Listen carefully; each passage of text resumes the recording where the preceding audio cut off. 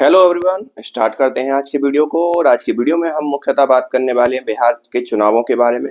और बिहार के चुनाव क्या, किसी भी देश में किसी भी राज्य के जब चुनाव नजदीक आते हैं या किसी भी प्रकार के चुनाव जो नजदीक आते हैं तो सीधी सी बात है, बयानबाजी और बड़ी बड़ी चीजें जो निकल कर सामने आती है। कई बड़ी बड़ी ऐसी चीजें, या तो आप उसको स्ट्रेटजी कह सकते हो या उनको ये कह सकते हो कि एक प्रकार से दूसरी पार्टी को हराने की एक चाल कह सकते हो। जो भी कहना हो आप समझ सकते हो, या फिर ये भी कह सकते हो कि संवैधानिक रूप से किया गया कार्य।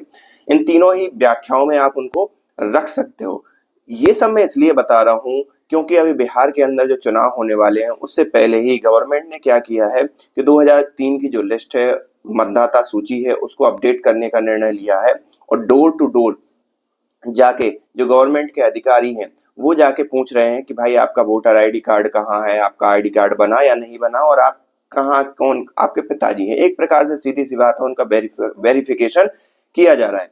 और इस वेरिफिकेशन के थ्रू कई लोग ऐसे पाए जा रहे हैं कि जिनका कुछ नहीं था और उन्होंने फर्जी कुछ वोटर आईडी बनवा लिया था और फर्जी आधार कार्ड बनवा लिया था।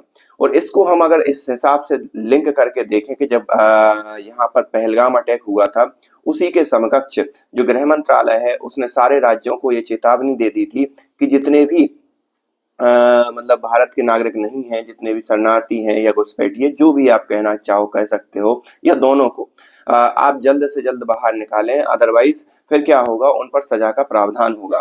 तो अभी ये मतलब ऐसा है कि बिहार में चुनाव हो रहे हैं और चुनाव होने के बाद मतदाता सूची को वेरीफाई करने के हिसाब से हो सकता है गवर्नमेंट भी ये चला रही हो और गवर्नमेंट भी ये वेरीफाई कर रही हो कि कौन कौन मतलब कौन भारत का नागरिक है, कौन भारत का नागरिक नहीं है। आपको मालूम होगा बिहार एक सीमावर्ती राज्य है।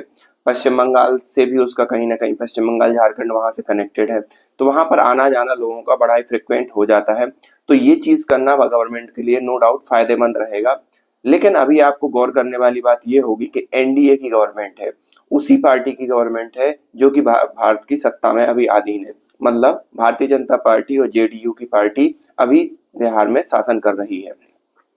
एक तीसरा मोर्चा भी खुल रहा है जो कि प्रशांत किशोर के नाम से है, जो कि जन स्वराज पार्टी को बढ़ा रहे हैं, नेतृत्व कर रहे हैं। उन्होंने मुख्यमंत्री बनने का तो नहीं सोचा, लेकिन वो भी एक अच्छा खासा ऐसा लग रहा है मीडिया या एक प्रकार मीडिया के उससे या अलग अलग वीडियो के माध्यम से या सोशल मीडिया के माध्यम से लग रहा है कि जनता उनके साथ भी है और उनकी भी अच्छी खासी सीटें इस बिहार विधानसभा चुनाव में आ सकती हैं।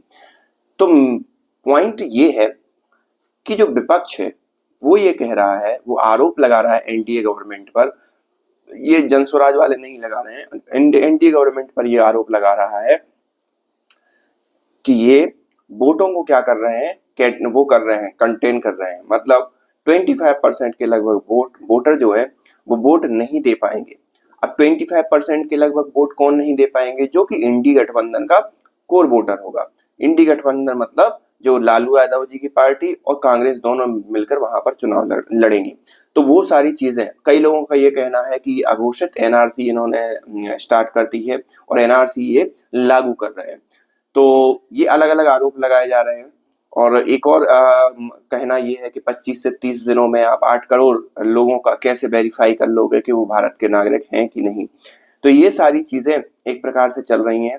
और मैंने जो भारत का नागरिक कहने की बजाय मैं ये कहूँ कि अगर वोटर आईडी उनकी सही है कि नहीं है, तो ये भी कोई अतिशयोक्ति नहीं होगा। तो ये सारी चीजें अभी बिहार की राजनीति में चल रही हैं और बिहार की राजनीति आपको मालूम होगा उसी प्रकार से सेंसिटिव है जैसे कि उत्तर प्रदेश की राजनीति।